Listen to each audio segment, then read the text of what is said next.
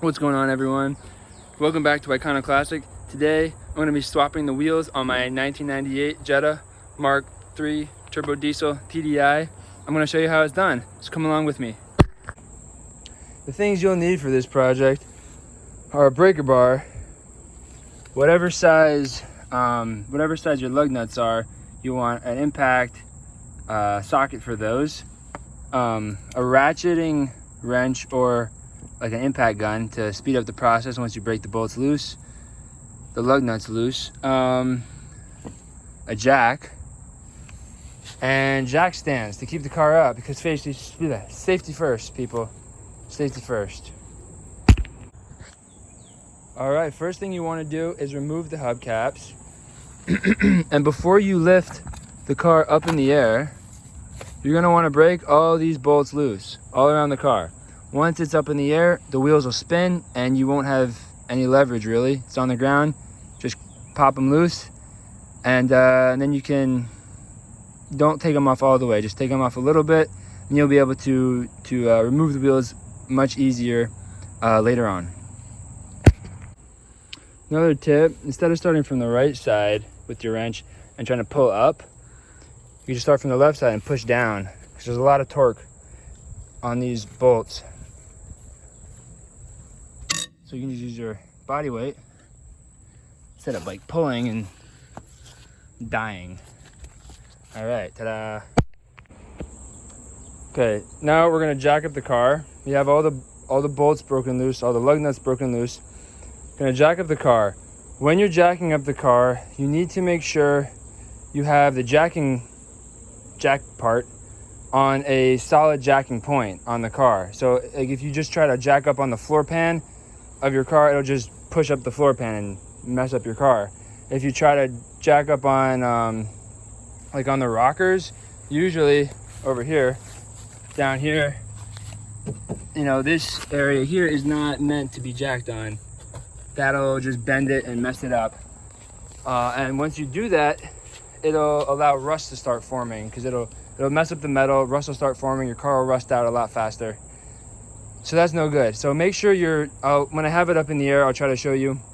It should be on, right now I have it on a, like a subframe, a solid metal, solid, structurally sound area to push the car up on. All right. I don't know if you can see so well where I have the end of my jack. It's on like a cross member subframe thing. I don't like how it's situated. It's like on the edge. It's not really, doesn't really look safe or stable, so I'm gonna lower it. Don't be afraid to lower it if you're not happy with how it's situated, because it's really dangerous. Cars are really heavy. You wanna make sure it's safely situated. While we're here, I'm gonna show you why I'm changing my tires. That there, those are the cords. These tires are dunzo, way dunzo. Should have been changed a while ago. And it's really unsafe. You see the tread's run through, worn through to no more rubber. So that's bad. Okay, I have it jacked up now. You can see securely on the cross member subframe thing there. Good. Next up, use the impact gun to take them out. It's real easy. Boom, boom, boom, and you're done. Pop. Okay, so I didn't film putting the new wheels on and torquing them down, so I'm gonna walk you through that orally. After you get the old wheels off, put the new wheels on. Make sure here there's like a thing you can put the wheel over, right? Hanging the wheel sort of on a center bore. And you'll want to line up the holes with the lug nut holes. So you can get the wheel on the little lip and then find the holes, right? Start threading them by hand. Tighten them up with like a impact gun or a wrench.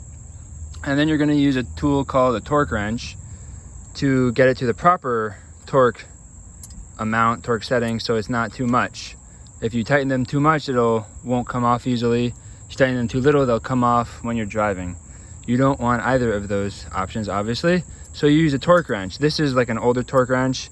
It's got different torque settings. And as you tighten the wheel, you can see I push down and it shows that's 30 foot-pounds of torque, 40, 50, 60, almost. So these I have down to 90 foot-pounds. And so this will show some newer ones. You know, you can set the torque setting. Let's say you want it set to 90 foot-pounds. You set it, and then you push it down, and then you hear a click, and then it'll stop. You know, once you get the click, then you stop. Some are digital, and then like a beep. There's analog, old-fashioned, good stuff. So that's how you get them to the right tightness, and that's how you change your wheels. When you're tightening, you want to, let's say you have, so these are 4-lug. So you want to start 1 and then go across, and then do 1 and go across, and then go in clockwise, tightening. Because as you tighten 1, you can get this to 90 and this to 90, but like as you tighten them all, they won't tighten evenly. So then you want to go around again and get them all evenly. If it's a 5-lug, you do 1, 2, 3, 4, 5. You know, the same thing, same idea. And then go around once clockwise, which is a quick hit just to make sure you're still at 90 all the way around. With that, I'm done. Have a great day.